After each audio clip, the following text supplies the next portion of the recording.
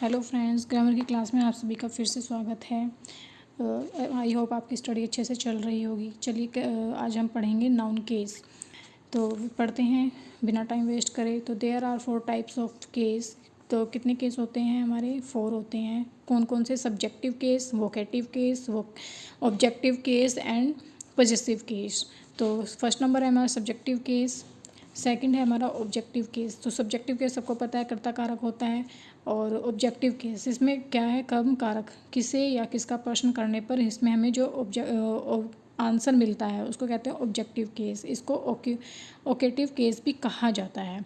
अब इसमें 2 ऑब्जेक्ट मिलते हैं हमारे, डायरेक्ट और इनडायरेक्ट। अगर हम वर्ब में क्या लगाकर क्वेश्चन करें तो हमें जो आंसर मिलता है वो मिलता है हमें निर्जीव, तो वो होता है हमारा डायरेक्ट ऑब्जेक्ट। अगर हम वर्ब में किसको लगाकर क्वेश्चन करते हैं और आंसर में हमको सजीव मिलता है तो वो होता है हमारा इनडायरेक्ट ऑब्जेक्ट। तो ऑब्जेक्टिव केस में इस टाइप से हमें पता करना होता है कि क्या ये ऑब्जेक्टिव केस है या सब्जेक्टिव केस है। नंबर 3 आता है हमारा वोकेटिव केस, यानी कि संबोधन कारक। जैसे बॉयज़ सिट डाउन या सिट डाउन बॉयज़, तो यह क्या हमारा ये वोकेटिव केस है। तो इनके पहले किसी भी आर्टिकल का यूज़ नहीं होता है। 4th है हमारा पॉजेसिव केस, यानी कि संबंध कारक। रूल नंबर 1 आएंगे इनमें जहाँ से क्वेश्चन आते हैं।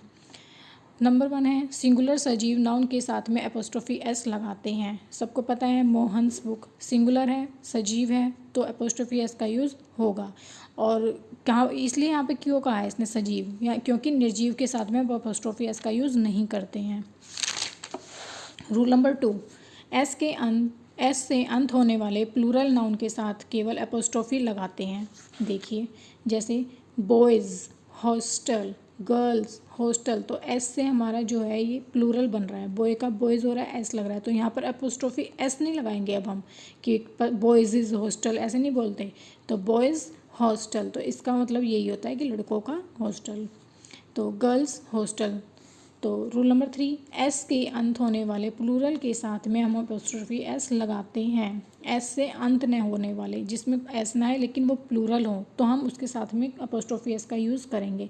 कुछ एग्जांपल देखते हैं, जैसे women's college, men's hostel, children's park. तो वुमेन क्या है हमारा?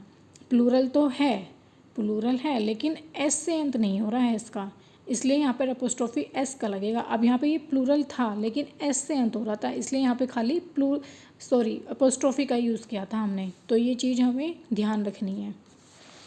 रूल नंबर 4 है पर्सोनिफाइड ऑब्जेक्ट के साथ में एपोस्ट्रोफी एस लगाते हैं।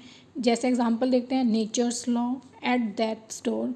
नेचर्स लॉ, नेचर का क्या है? पर्सोनिफाइड कर दिया गया है। भाई लॉज तो हमारे मनुष्य के होते हैं ना, नॉन लिविंग के तो ना, नेचर के तो ना होते हैं। तो यहाँ पे पर्सोनिफाइड किया गया है नेचर को, तो इसलिए यहाँ पर एपोस्ट्रोफी एस का यूज़ हुआ है। डेथ को भी इस तरह से ही पर्सोनिफिकेशन किया गया है, तो इसलिए यहाँ पर डेथ्स में एपोस्ट्रोफी एस लगाएंगे।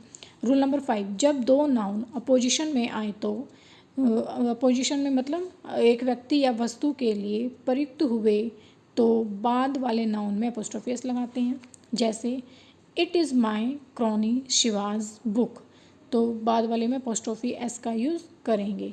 रूल नंबर 6, यदि एक वस्तु पर 2 का समान अधिकार हो तो अंतिम नाउन में एपोस्ट्रोफी एस लगाते हैं। क्या कहना चाह रहा है ये? एग्जाम्पल से समझते हैं। Mohan and Sohan's house is under construction.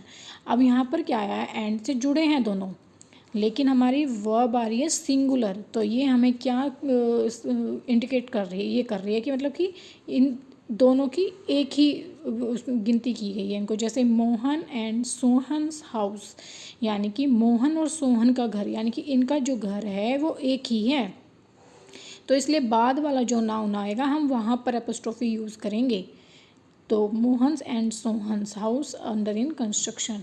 Second example इससे रिलेटेड हम देखते हैं, यदि 2 वस्तुओं पर 2 का अलग अलग अधिकार हो तो दोनों के बाद में एपोस्ट्रोफी एस लगाते हैं। जैसे Mohan's and Sohan's house are under construction.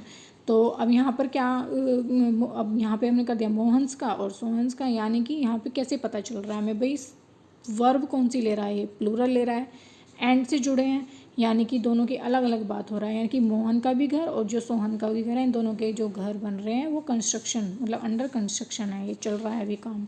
तो इसलिए यहाँ पर दोनों में यूज़ करते हैं। रूल नंबर 5, यदि एंड न आए तो डबल पॉजेसिव केस गलत माना जाता है। मान लो अगर ये इससे ना जुड़े हों एंड से, जैसे Mohan's brother's wife has died, no ऐसे नहीं लिखेंगे। तो कैसे लिखेंगे इसको, the wife of Mohan's brother has died, ये हमारा राइट होगा, यानी कि double possessive is not allowed in grammar. Rule number 9, हिसिस साउंड के अंत में केवल एपोस्ट्रोफी लगाते हैं। जैसे हिसिस साउंड कैसे होती है, जैसे सांप के फुंकारने की, या जिसमें सा की साउंड आए लास्ट में, जैसे फॉर कॉन्सियंस शेक, तो किस आ रही है साउंड तो खाली एपोस्ट्रोफी का यूज़ करेंगे, एपोस्ट्रोफी एस नहीं लगाएंगे। फॉर जस्टिस तो ये लगाएंगे। Rule number 10, time space weight को प्रदर्शित करने वाले नाउन के साथ में एपोस्ट्रोफी एस लगाते हैं। एग्जाम्पल, अ डेज हॉलीडे, अ डेज हॉलीडे, 2 days हॉलीडे। अब यहाँ पर क्या आएगा, ये इसको हम ऐसे थोड़ी ना लिखेंगे 2 days। अब हमने कहा कि डेज़ को टाइम को प्रदर्शित, अब हम देखेंगे डेज़, लेकिन हम इससे पहले ये नहीं देखेंगे कि प्लूरल भी हो रहा है। तो 2 days, इसलिए यहाँ पे खाली एपोस्ट्रोफी का यूज़ होगा। Rule number 3, a stone's throw, a kilo's weight। Rule number 11, compound noun के अंतिम शब्द में एपोस्ट्रोफी एस लगाते हैं। जैसे my sister in law's son is very prudent, यानी कि ये हमारा क्या है, कंपाउंड नाउन है, ठीक है। तो इसमें बाद वाले में एपोस्ट्रोफी लगाएंगे, सिस्टर इन लॉज सन, ठीक है। तो ये हमारा हो गया। Rule number 12, gerund verb plus ING के पहले नाउन पॉजिटिव केस में होता है। Meaning, the appreciate Radha's dancing, they appreciate Radha's dancing. Dancing क्या है हमारा, वर्ब में आईएनजी फॉर्म है, आईएनजी से पहले क्या आता है, पॉजिटिव केस आता है, तो राधाज एपोस्ट्रोफी एस आ जाएगा। रूल नंबर 13, एनिमल तथा बर्ड्स के साथ में हम एपोस्ट्रोफी एस का यूज़ करते हैं। जैसे a bird's feather, a bird's feather. अब बर्ड्स एपोस्ट्रोफी एस नहीं, लेकिन यहाँ पे क्या है, यहाँ पे बर्ड्स प्लूरल है तो खाली एपोस्ट्रोफी का यूज़ होएगा। नेक्स्ट, तो बेटा ऐसे आते हैं इसमें questions. Rule number 14, everybody, somebody, nobody, anybody, everyone, someone, known के साथ में हम क्या करते हैं, एपोस्ट्रोफी एस का यूज़ करते हैं। जैसे ही has stolen someone's watch, everybody's duty is to help other, तो एपोस्ट्रोफी एस का यूज़ हो गया, करते हैं, ठीक है। अब लेकिन क्वेश्चन कहाँ से आता है, एवरीबडी, समबडी, अगर इनके साथ में एल्स भी आए तो हम एल्स वाले पोर्शन में एपोस्ट्रोफी एस का यूज़ करते हैं। He like nobody else advice but mine, his performance is better than anybody else, तो ऐसे आता है apostrophe. Rule number 15, everything, something, anything, nothing के साथ में एपोस्ट्रोफी एस का प्रयोग नहीं करते हैं, नहीं करते। जैसे एवरीथिंग्स ब्यूटी, तो थिंग्स से हम देख लेंगे क्योंकि हमने पढ़ा है कि हम जो नॉन लिविंग थिंग्स होती हैं उनके साथ में एपोस्ट्रोफी एस का यूज़ नहीं करते हैं। तो इसको अगर हमें लिखना हो तो कैसे लिखेंगे, the beauty of everything, the beauty of everything, this is correct. Rule number, इसका ही सेकंड पार्ट है, एग्जाम्पल है एवरीथिंग्स लाइफ इज़ शॉर्ट, तो एवरीथिंग्स में तो हम लगाते नहीं, तो the life of everything is short, तो ये हमारा राइट हो जाएगा। Rule number 16, all, both, many, each, either, neither के साथ में एपोस्ट्रोफी का प्रयोग कभी भी नहीं करते हैं। जैसे बोथ्स नेम आर नॉट नोन, तो हम एपोस्ट्रोफी एस का यूज़ नहीं करेंगे। अब इसे लिखना हो तो कैसे लिखेंगे, the name of both are not known, ये हमारा राइट हो जाएगा। रूल नंबर 17, ईच अदर और वन अदर के साथ में एपोस्ट्रोफी एस लगाते हैं। Mohan and Radha are catching each other's hand, तो इस तरफ से ये सही हो जाएगा हमारा।